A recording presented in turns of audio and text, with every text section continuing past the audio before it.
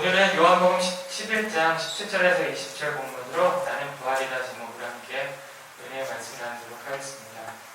자, 오늘 본문에 등장인물은요, 두 명이 나옵니다. 그것은 마르다와 예수님입니다. 그런데 마르다에게는 한 가지 중요한 사건이 있었습니다. 그 사건이 뭐냐면 바로 자신의 오라버니, 즉 자신의 오빠인 나사로가 병이 들었다는 그런 사건입니다. 그냥 단순한 병이 아니라 거의 약간 죽기 직전에 이르는 그런 굉장히 심각한 병이었습니다. 마르다에게는 마리아라는 자매가 있었는데 이 두 명의 자매가 예수님께 사람을 보내게 됩니다. 왜 예수님께 사람을 보냈을까요? 그것은 이미 뭐예요? 소문이 있겠죠.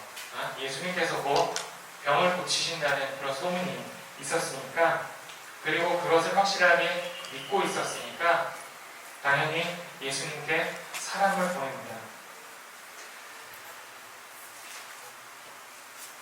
사람을 보내서 나사로가 병들었다는 것을 알렸지만 어쩐지 예수님께서는 급히 오시지 않고 시간에 지체하셨습니다. 사실 근방에 있었는데 말이죠. 그러다가 예수님이 나사로에게 찾아갑니다. 그런데 이미 나사로는 어떻게 돼요? 죽었어요. 17절에 보면 이런 말씀이 있습니다. 나사로가 무덤에 있은 지 이미 나흘이다 라고 이렇게 이야기합니다. 자, 죽은 지 며칠이 지났어. 그러면 어떻게 될까? 보통은 그냥 이미 늦었습니다. 이미 끝났어요. 다시 살아날 가능성은 전혀 없습니다. 간혹 우리가 뉴스 속에서 이런 뉴스 혹시 들어보셨는지 모르겠는데, 뉴스 속에서 심장이 멈춘 사람이 그리고 의학적으로 사망 판정을 받았어요. 그런데 몇 시간 뒤에 극적으로 이게 다시 심장이 벌컥 이렇게 이야기하는지 모르겠지만 아무튼 뚱당뚱당 하면서 다시 뛰기 시작한대요. 이런 뉴스를 본 적이 혹시 있으신가요? 저는 예전에 한번 이런 뉴스 본 적이 있는데, 그런데 이것은 심장이 멈춘 지 몇 시간 뒤에요. 그렇지만 심장이 멈춘 지 며칠이나 뒤에 다시 심장이 뛰었다는 소식은 단 한 번도 들어본 적이 없습니다. 이 이야기는 무덤에서 나흘이나 지났다는 것은 이미 이 사람은 죽었다는 겁니다. 다시 살아날 가능성이 없다는 겁니다.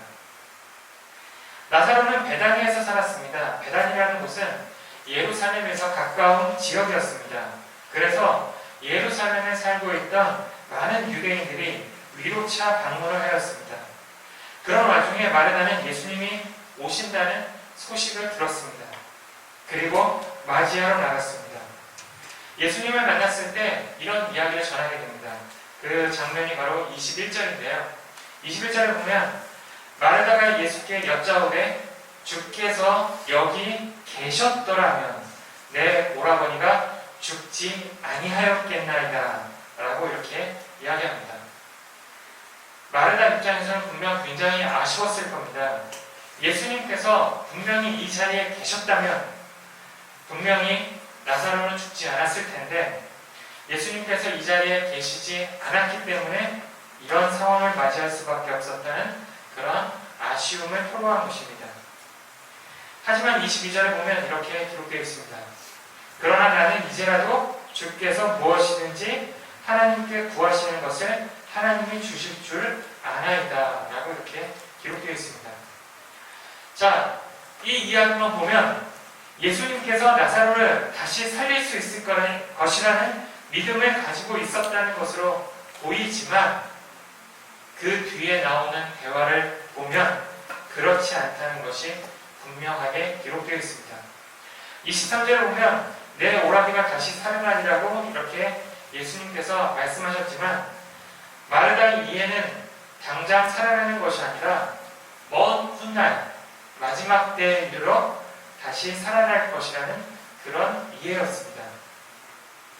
마라다가 가지고 있던 이 신앙은 당시 유대인들이 가지고 있던 마지막 때, 즉 세상이 종말이 올 때, 그때 다시 살아날 것이란 믿음입니다. 하지만 예수님께서는 나는 부활이고 생명이다 이런 말씀을 통해 지금 여기에서 다시 살아남을 이야기하고 있습니다. 사람들에게는요, 이 땅에서 먹고 사는 것이 굉장히 중요한 문제입니다. 그래서 사람들은 돈을 벌고요. 그래서 사람들은 집을 사고요. 그래서 사람들은 먹을 걸 삽니다. 사실 이 땅에서 먹고 사는 문제는 되게 중요한 거예요. 자, 당장 우리만 보아도, 자, 여러분들 시험 문제 푸는 것이 중요한가요? 아니면 예배 드리는 것이 더 중요한가요? 물론 여러분들은 예배 드리는 것이 더 중요하다고 이야기할 줄로 있습니다. 그런가요? 진짜? 아니면 시험 공부가 더 중요한가요? 그런데 현실적으로 이야기하자면 여러분들에겐 정말 시험 공부하는 것이 더 중요할지도 모릅니다. 이건 진짜 현실적으로 얘기하는 거예요. 자, 여러분들에게는 어떤 것이 가장 중요한 문제인가요? 자, 나는 공부가 가장 중요한 문제다. 손 들어보세요. 나는 공부가 가장 중요하다. 내 인생에서 공부가 가장 중요한 문제인 것 같다. 한 명도 없어요? 자, 그러면 나는 내 인생에서 친구 관계가 가장 중요한 것 같다. 손 들어보세요. 친구 관계. 네, 손 들었습니다. 자, 그렇다면 그냥 그 동성 친구가 아니라 나는 이 세상에서 내가 생각하기에는 이성 친구의 문제가 가장 중요한 것 같다. 손 들어보세요. 없어?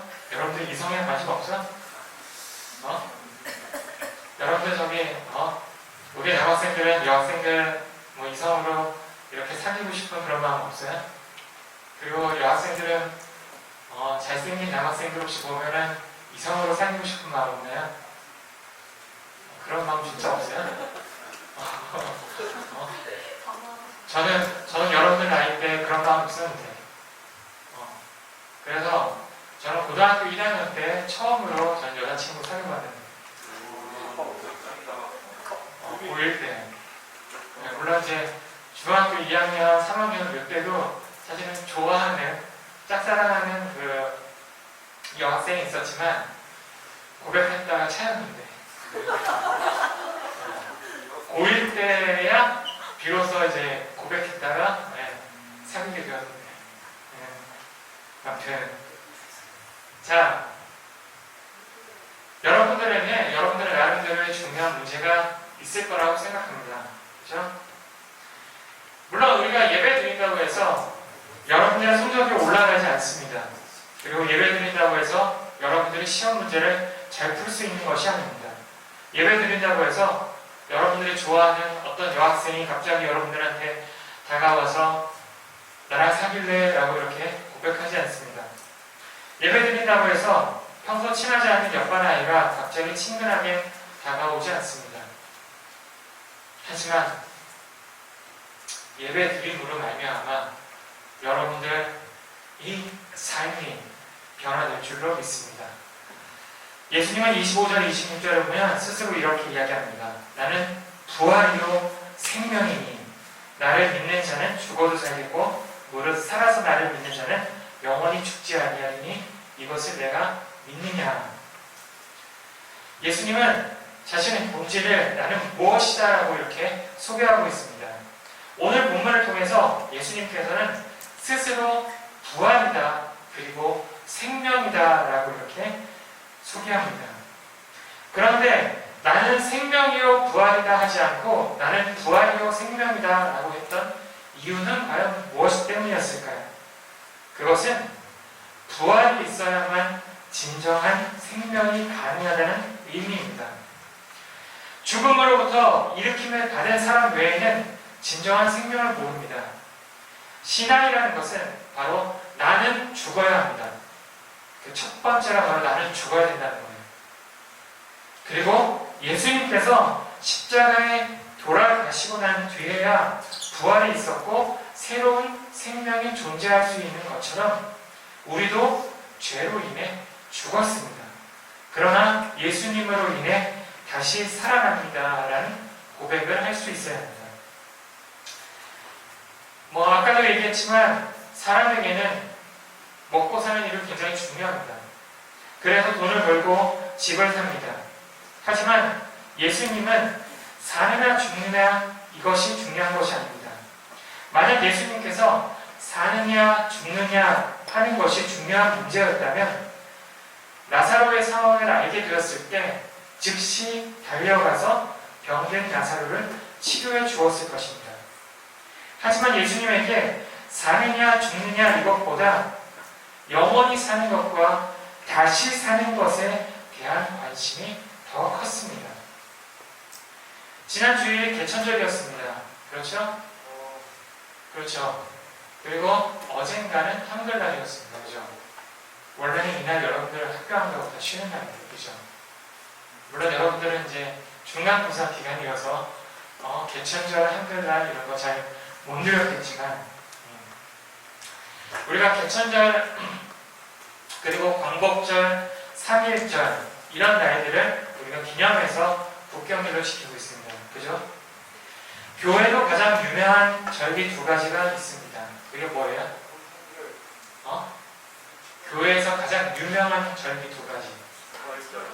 그치, 부활절. 그리고 부활절 다음에 또 성탄절이잖아, 성탄절은. 그래요. 예수님이 탄생하신 날, 성탄절, 그리고 예수님이 부활하신 날, 부활절. 이것이 사실은 어떻게 보면 교회에서 가장 큰 절기예요.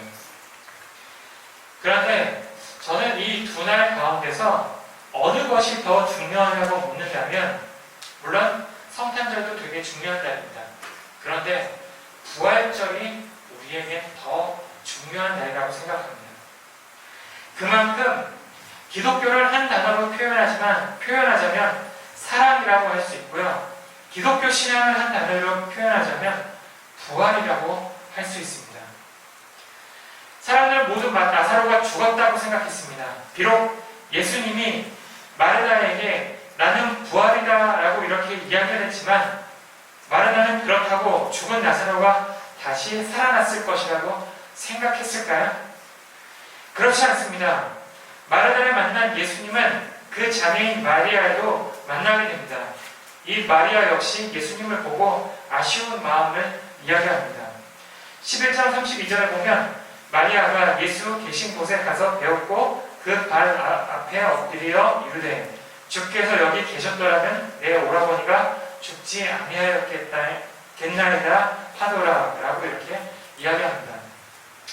마리아도 마르다와 같은 이야기를 합니다. 마리아 역시 예수님에 대한 믿음을 가지고 있었지만 결국 마르다와 같은 믿음입니다. 이제 예수님이 스스로에 대해서 말씀하신 것처럼 부활을 보여주실 때가 되었습니다. 예수님은 나사로가 있는 무덤에 가셨습니다. 이미 죽은 지 나흘이 되어서 썩는 냄새가 나고 있었습니다. 마르다가 이야기합니다. 주여 죽은 지 나흘이 되어 벌써 냄새가 나나이다. 이 이야기에 예수님은 이렇게 대답합니다. 내 말이 내가 믿으면 하나님의 영광을 보리라 하지 아니하였느냐 하시니. 이제 예수님은 하나님께 기도하며 나사로가 나오라 라고 부르자 어떻게 되나요? 나사로가 무덤에서 일어나서 나오게 됩니다. 그리고 나사로가 다시 살아나게 되었을 때 사실 예수님은 점점 위험해졌고 오히려 죽음에 더 가까이 다가가게 되었습니다. 11장 53절에 보면 이런 말씀이 있습니다. 이날부터는 그들이 예수를 죽이려고 모임하니라. 어떻게 보면 예수님께서 자신에게 죽음이란 어둠의 그림자가 다가오고 있다는 것을 알았습니다. 그런데 친구 때문에 감히 어둠의 그림자로 다가가고 있었습니다. 오히려 예수님은 죽음과 맞대결을 피하지 않고 죽음을 향해서 전진하고 계셨습니다. 그래서 죽음으로 오히려 살리는 그런 삶을 사셨습니다. 복음은요, 죽음이 끝이라고 믿는 사람들에게 부활이란 새로움이 있다라고 이렇게 이야기하는 것이 복음입니다. 예수님은 죽지 않게 하는 힘을 가진 분이 아니라 죽음을 경험한 후에 부활을 맛보게 하는 분입니다. 죽지 않게 하는 기적이 아니라 죽은 다음 다시 살리시는 기적이 바로 하나님의 능력입니다. 우린 태어난 날을 반드시 기념해야 합니다. 그래서 성탄절도 중요한 날입니다. 하지만 이 땅에 태어난 사람은 모두가 다 죽습니다. 그런데 죽음 이후에 다시 살아났던 사람은 없습니다. 그 유일한 사람이 바로 예수 그리스도이십니다. 이것을 기념하는 것이 바로 부활절입니다. 복음의 진리는 태어남에 있는 것이 아니라 다시 사는 것, 즉 부활에 있는 것입니다. 죽음이 끝이 아니라 부활이란 새로운 여정의 시작처럼 정말 우리 학생들도 주님 안에서 새로운 삶의 여행을 시작할 수 있기를 바랍니다. 여러분에게 이제 새로운 여행은 시작되었습니다. 비록 여러분들은 중간고사 시험을 봐야 되고 우리 시험 치른 학생들은 이게 끝이 아니라 또 지겹게도 조금만 더 지나면 기말고사가 있을 겁니다. 그죠? 그러나 여러분들의 삶 속에는 이미 멋진 여행이 시작되었습니다. 우리의 믿음 생활이 부활이란 새로운 여정임을 기억하면서 주님 안에서 활기차고 아름다운 그런 삶을 누리셨으면 좋겠습니다. 그래서 그런 가정과 학교와 교회 생활이 되기를 소망합니다. 함께 기도하시겠습니다.